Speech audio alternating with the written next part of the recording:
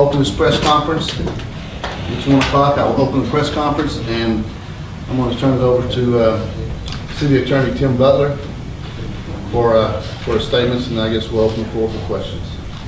Thank you, Mayor. Yesterday, Thursday, 9 o'clock in the morning, we had an administrative hearing concerning the employment status of Officer Nick Houck.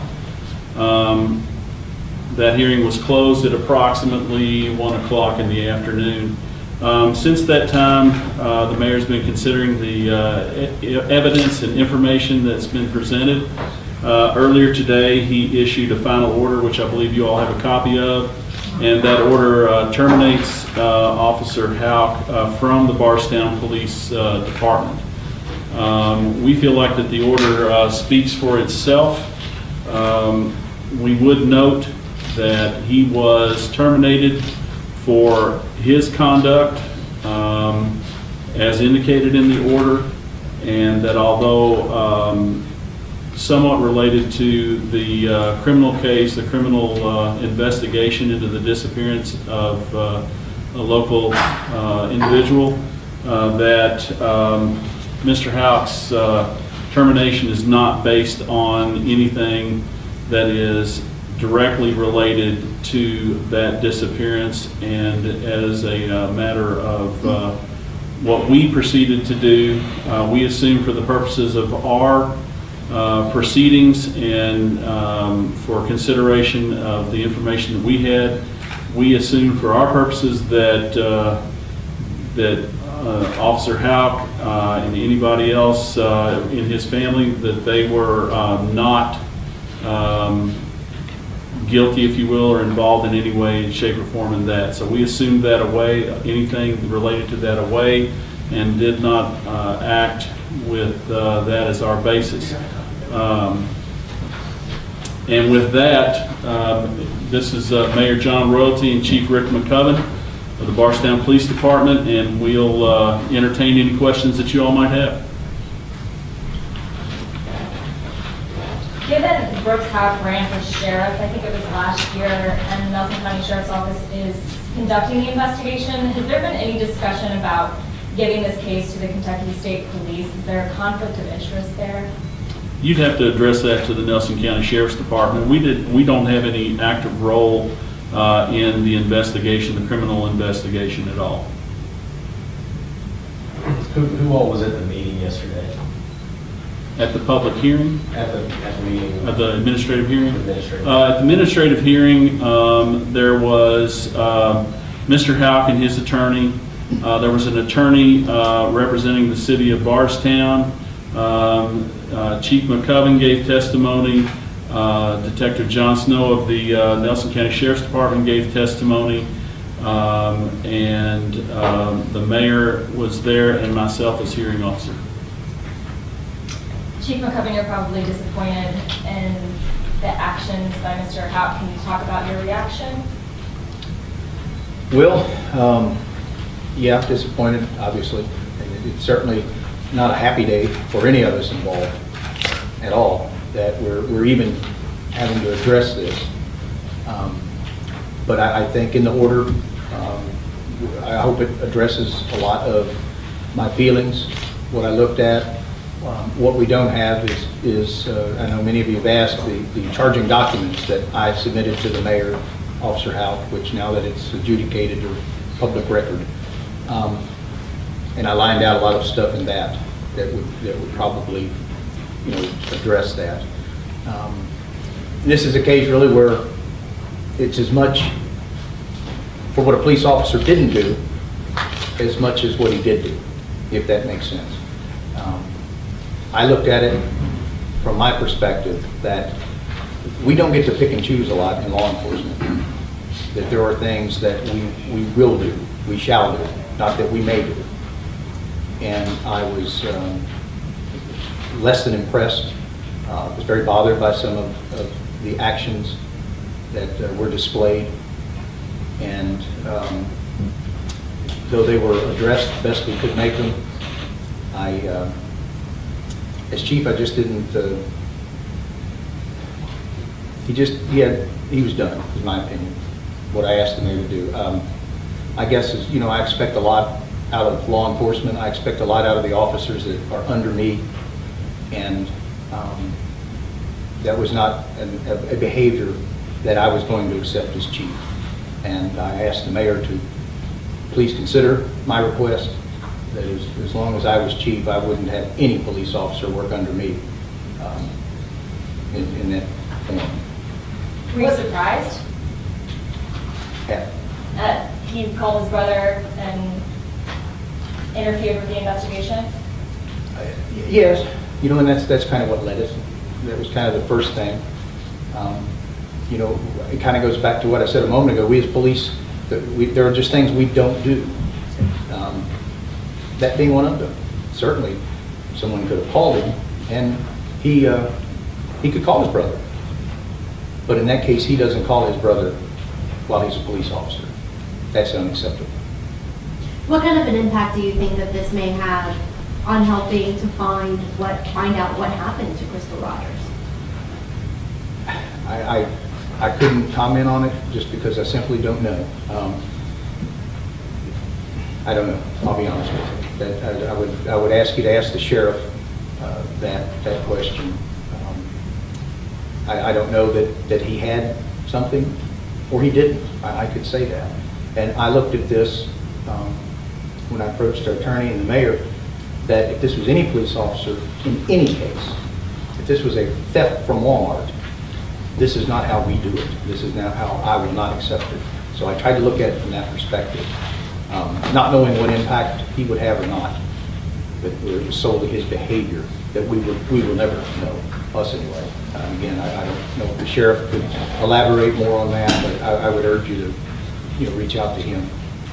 Well, one thing that you should be aware of is that we took great pains to not hinder the criminal investigation. We were in contact with the Sheriff's Department and prosecutors, and we would not have proceeded forward if we felt like that this was in any way going to hinder the investigation into the criminal matter. Also, we made it clear that this is not, it's inappropriate to use this as a vehicle. It's an administrative hearing, a civil matter. It's not appropriate to use it as a vehicle to try to promote or to somehow influence positively the criminal matter. We see this as two separate things, although again related. So we had to proceed with great caution, definitely not to hinder the criminal investigation, knowing full well that what we did may or may not help the criminal investigation. Can you talk a little bit about the timeline when this investigation into the possible wrongdoings began? I think some of the dates are in here, but it was a few days after was really the first incident, and really that being the phone call. That was the first thing that obviously I didn't like, and I wasn't going to accept that. And then it just kind of snowballed from there. How did you guys find out about the phone call to his brother? The sheriff told me. The sheriff told you. So the sheriff is aware that he had some type of interference, or at this point he's aware, but was he aware back then when the first phone call went out to his brother?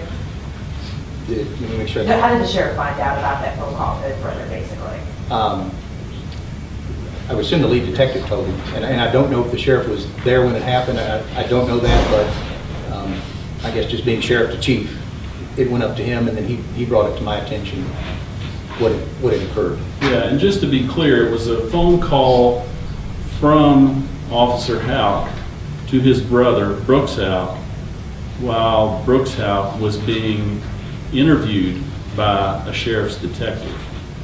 And I believe that there was some concern on the part of the sheriff about that happening, as I'm sure there should have been, and he contacted the chief to express his concern to the chief about one of the chief's officers.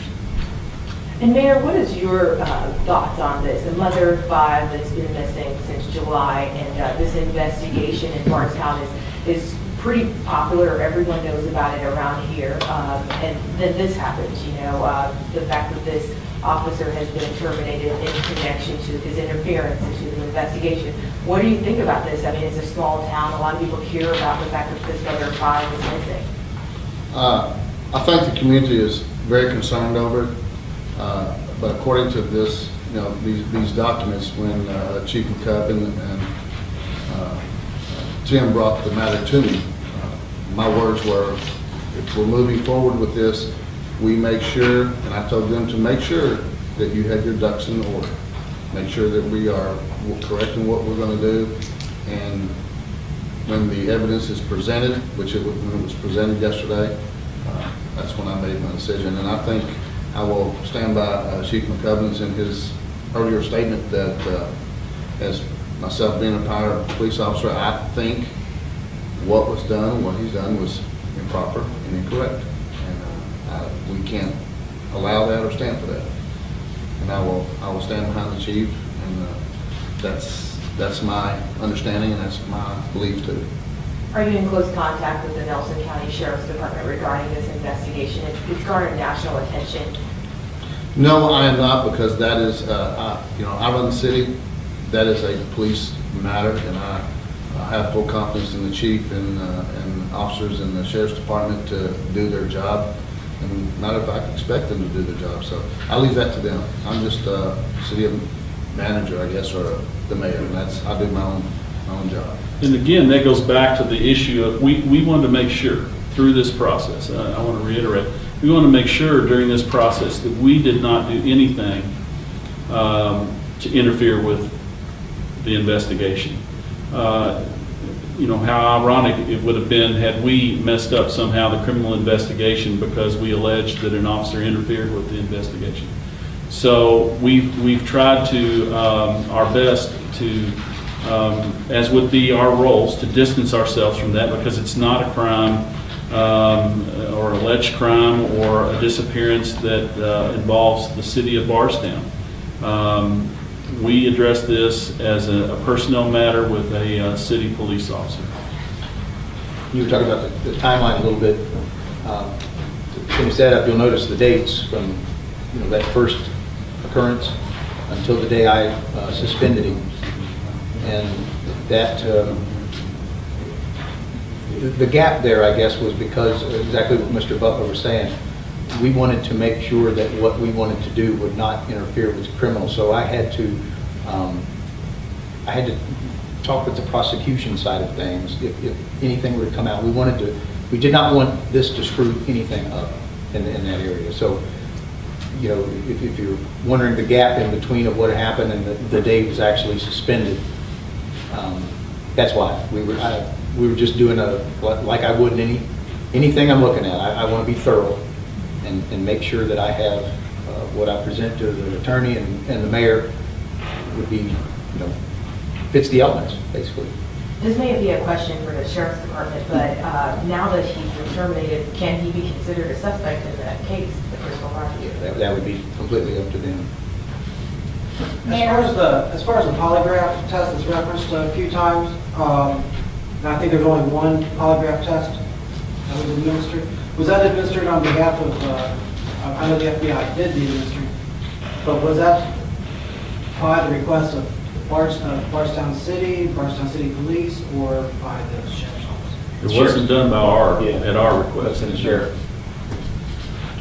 And I'd like to express to everybody that this process and what we're going through right now was given a lot of thought, a lot of detail, and it was a decision that was heartfelt, and it was a major decision, and it wasn't just something that we do every day. It's a major decision to do something. Was it a tough decision to make? Yes, it always is. What now, Chief McCubbin? Has he turned his things in? Yes. Did he do that before when he was suspended, or has he done that? I took the badging done, as the model would be. I took his authority and those items when I suspended him. But yes, he's in the process of returning all properties that belong to Bardstown Police and ours. You had mentioned several times in here about Officer Nick Houck saying perhaps maybe disparaging things about Detective Snow, and saying that Detective Snow lies to juries. Was that something that had come up before, or was there tension there? I was not aware of anything along those lines. It didn't speak out that where that came from. That was the first we heard of it. Let me tell you that. That was the first we'd ever heard of anything along those lines from anybody. You know, any side of law enforcement, the court family. That was never even brought up until he made that statement. Does the city have custody of his police cruiser? Sheriff's does.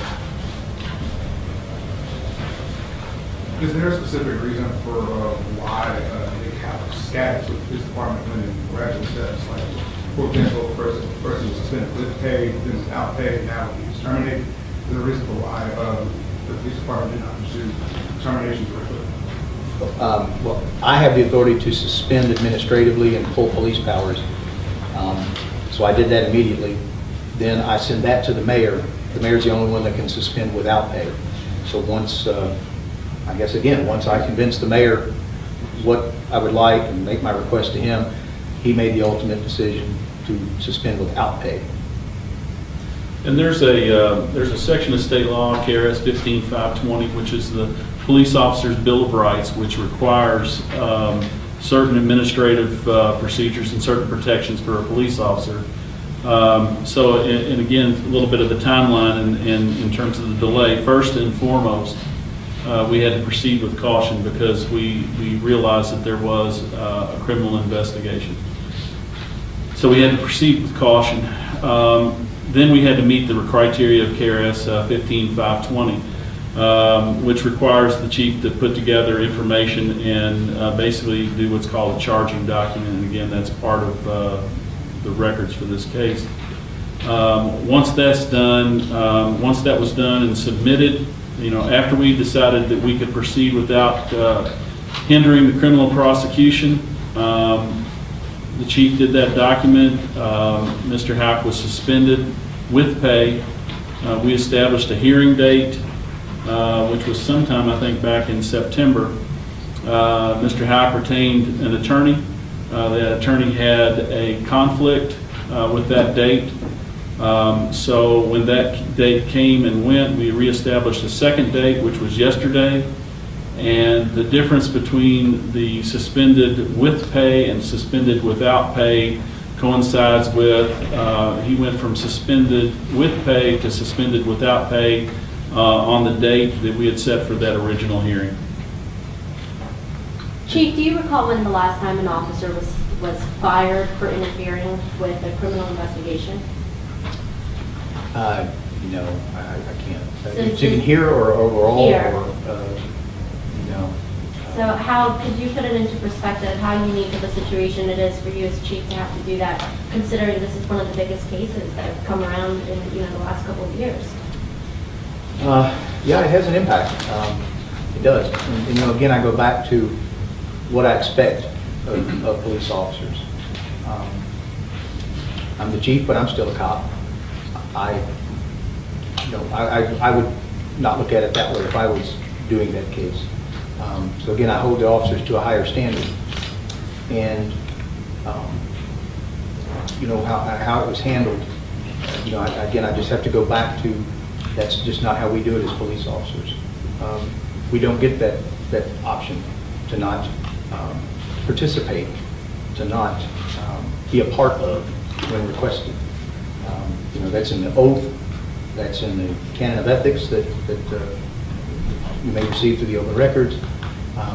There are just many things laid out there for us as police officers that we will do.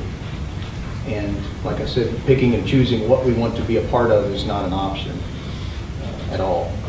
And it's when a police officer does that, then I want exactly what the mayor did to happen. Not on my watch, as they say. Any police officer for that matter, but certainly as long as I'm chief, I don't want a police officer working underneath, representing our department, our city, and this community that's not going to give it 100%. But there's other charges besides just interfering with the investigation. There's ethic charges that were done as chief had quoted the canon of ethics and Bardstown policies and procedures were violated. There's more than just that. Did you say who Nick Houck's attorney was? His name, is that part of it? Yes, his name was Erwin Roberts. He's an attorney out of Louisville.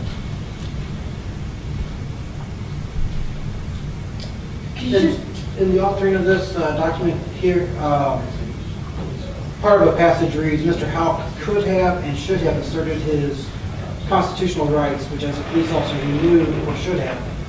So, one of which was the right to remain silent. Who is it that sounds like an opinion? Is that the mayor's opinion or is that the chief's opinion? That was, just so that you all understand how the final order was drafted, the chief and I, or excuse me, the mayor and I had extensive discussions after the administrative hearing. The mayor identified his areas of concern, and then as a city attorney, I drafted the final order that you all have there.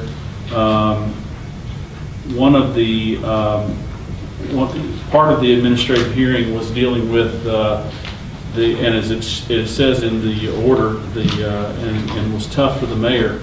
And when somebody says, I'm put in a tough position here, I've got, I'm potentially a suspect, and people are looking at me and as a guilty party, and I'm trying to protect myself, but yet do my job as police officer. And as the mayor has explained to me, and we've discussed, and is written in that order, there are procedures. There's a path out of that quandary, if you will, or that quagmire, and that is to seek advice from your superiors, from the chief or from a prosecutor. If he would have chosen to remain silent and assert a right, which he's innocent until proven guilty in a court of law of anything in the United States of America, and if he would have asserted that right to remain silent as a protection, then again, as it says in that order, we might not have been here. But he did not do that, and he took a different path, and it's unfortunate, I think, for everybody involved. What kind of weight do these charges carry? What kind of weight do these charges carry? Yeah, he's got the, About 3-4 ounces. Yeah. This is an administrative process, so what these findings are findings that justify his removal as a police officer, and that's it. This is the findings here are findings that justify the action that the mayor took to terminate him as a police officer. There's no criminal charges, none, just administrative. Yeah, we can't charge anybody. The chief can. The chief can charge people criminally, but the mayor and I have no authority to charge anyone criminally. So this is not in any way, shape, or form a criminal. And there's no. If you'll read carefully, there's no. I guess I'd leave it to a prosecutor, but there's no, not necessarily criminal behavior here that we've alleged or found. As far as the interfering with an ongoing criminal investigation, is the phone call the only instance that you are aware of where it would rise to the level of interfering with an ongoing investigation? I'll let the chief comment too, but that's the primary allegation, for sure. But is that the only instance the city's aware In terms of interfering, you'll notice that there's also, and again, we had we discussed this at length, that there was a lack of cooperation. That's not necessarily interfering with. And that's a fine line. We all understand that. But in terms of one is maybe a sin of omission, the other one's a sin of commission. He did something to hinder the investigation, whereas in other respects he didn't cooperate with the investigation, and that's laid out in that statement. But as far as I know, in terms of the sin of commission, where he took some sort of action, I think that would be the only one that I'm aware of. Yeah, and he really, I guess if you think about it, he injected himself into this. He made that call. He was not necessarily on the radar. But by him making that call, he therefore entered into the entire investigation. That, yes, of course, that was the first and really only forward-moving thing that he did. The rest of it was more of in a passive way. His lack of candor stood out to me as much as anything. And like I said, it's a lot of what he didn't do as much as what he did do. That was kind of the balance that I looked at. That I think was as bad as doing something proactive, if you will. The fact that he didn't do what a police officer should do on either side, adverse or anything. So. And were there, I'm curious because I think it says here that you found out shortly afterward, this occurred on July 8th, the phone call. And I believe it says in here, I'm not sure that you found out shortly thereafter. Now, he was a police officer at the Bardstown Police for a while after that. You guys share a building with the investigating agency on or about July 8th or shortly thereafter. Were there any measures taken to ensure that there was no sort of more overt or any other sort of interference with this investigation? Well, I don't know. I believe it's accessible. I mean, you can just Yeah, oh yeah. out of your office. There are 3 agencies in that building. But no, that was in their detective office, if you will, which we don't have access to those files. We don't have access to that office. We have access to the buildings, the outer offices, I guess you could say. But no, I understand what you're asking, but no, there's no way any of us could go into their areas of investigation or files, if you will, more than they could come into ours. That's just not really it's just not possible, I guess you'd say. And we have no indication that he did. Again, he was more removed from it than he was proactive, if that makes sense.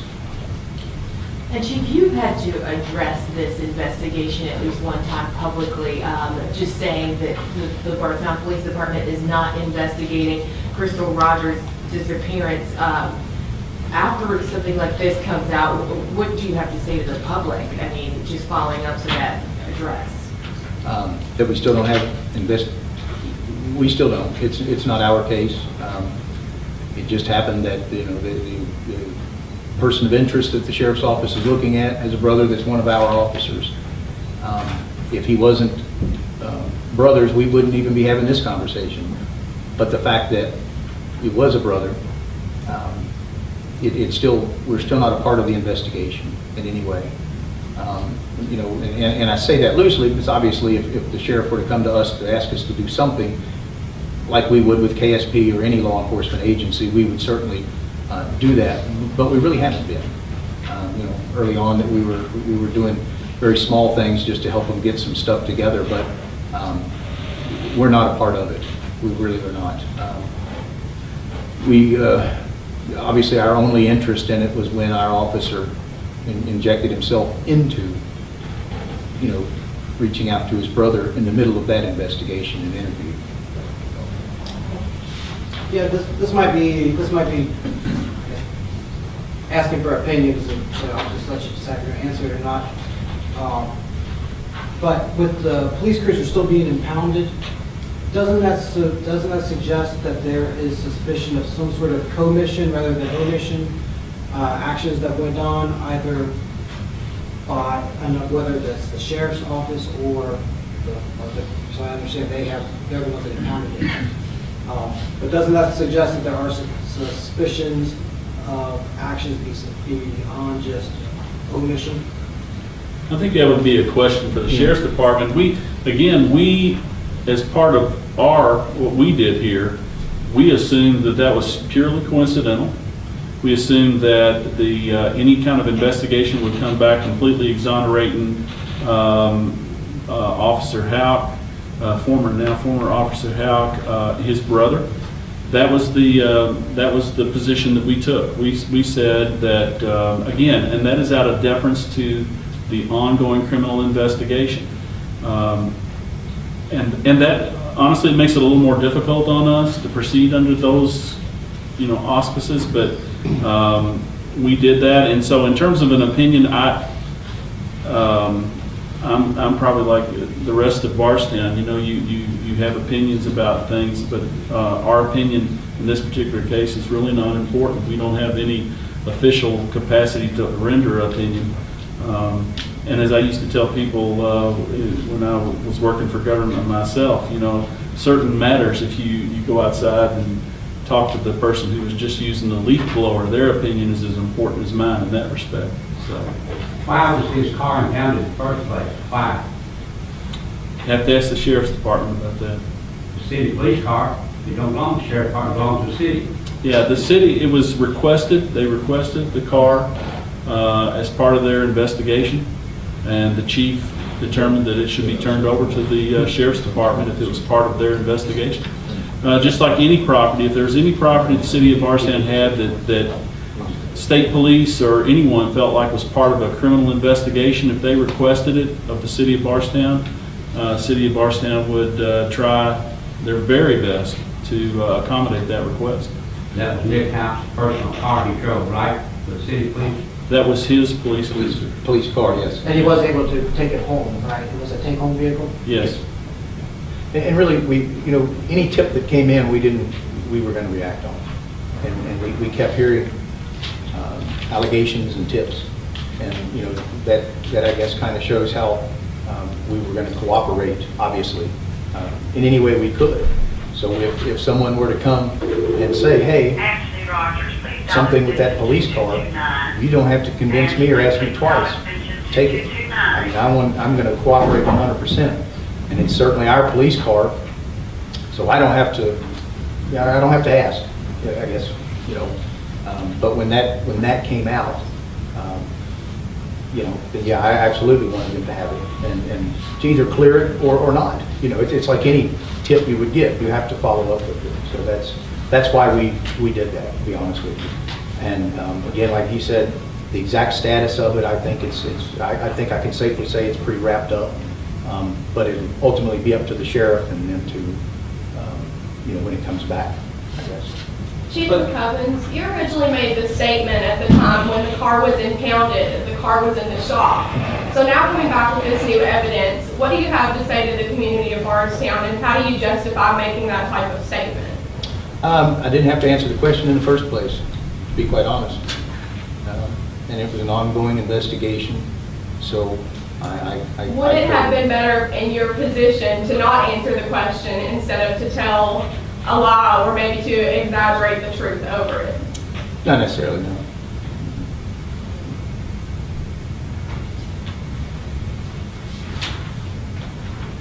You have you instructed your officers a certain narrative when the public asked them. You walked up to them and asked them about Nick Houck, and instructed your officers in any phrase or any wording to tell the public on what their opinion is on this. You say did I or will I? Have you or will you? No, I haven't yet. We're really just finding out. I'm just finding out, obviously, just before you all. So, but now that it's over, it's closed, it's adjudicated, he's terminated. They would really, I'm sure they've got their opinions. I think most of them will be happy. I'll be quite honest with you. Once you lose the trust of the police, it's over. And I think his fellow officers will appreciate the mayor's decision. What you have to understand is once the hearing was over, Mr. Butler and I worked extensively between each other, talking to, because I had some great concerns, and we tossed back and forth ideas, and no one was aware of what my decision was going to be or what it would be. And the only one that was aware of that is when I give that decision to Mr. Butler. And then I think late this morning, the chief had received notice, but no one else had gotten a notice. Chief, did you see this coming? You've been familiar with the case when Crystal first went missing, and, you know, Brooks was the first person I think they questioned, knowing that that was one of your officers' brothers. Did you see this coming? This today, or? Any of this? Well, no, I didn't. And I didn't until he injected himself into it, that phone call. That was one of those, you know, why would you do that? Obviously, we need to talk. And that started it. You know, he had no involvement or anything in it until he did that. So that's when I had to take action, to be quite honest. Again, it's just not acceptable as a police officer to do that. So, Was the phone call recorded? Was the phone call recorded? which phone call? The phone call that Houck made to his brother. When you said Oh, I don't know, Teal. I don't know if the sheriff's office has it recorded, or I honestly don't. Who has the phone? Someone, the sheriff's department has the phone? I would The assume. FBI? Yeah, one of them. Is Houck allowed to make contact with other members of your department now that he's been terminated, or has he been banned from making contact with anyone? No, I don't. He's a private individual he's- now, he can make contact Yeah. with whoever a private individual can make contact with. I don't know if my officers want to have contact with him. And is this, I guess the question was asked, is this the first instance that you fired an officer? Is it the first? Is this the first officer that has been fired through the Bardstown Police Department? To this degree, yes, ma'am. Yes. Mr. Butler, can you describe the appeals process if Mr. Houck decides to appeal this decision? Yes, sir. Under that same KRS 15520, it provides that within 30 days of the final order, which is 30 days from today, he can appeal that to Circuit Court, Nelson Circuit Court. It's an appeal and complaint that has to be filed, and you know, it would be appealing the mayor's action to terminate Officer Houck.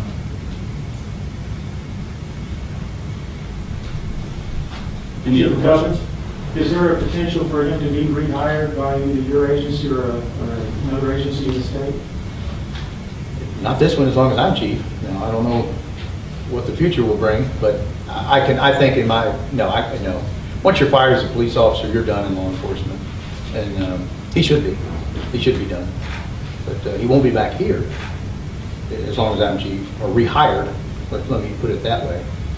And I can't imagine another police department hiring him after we fired him. I wouldn't hire another police officer from another department that was fired like this. So I can't imagine that any other would, and hope they wouldn't. Hope they wouldn't. Anything else?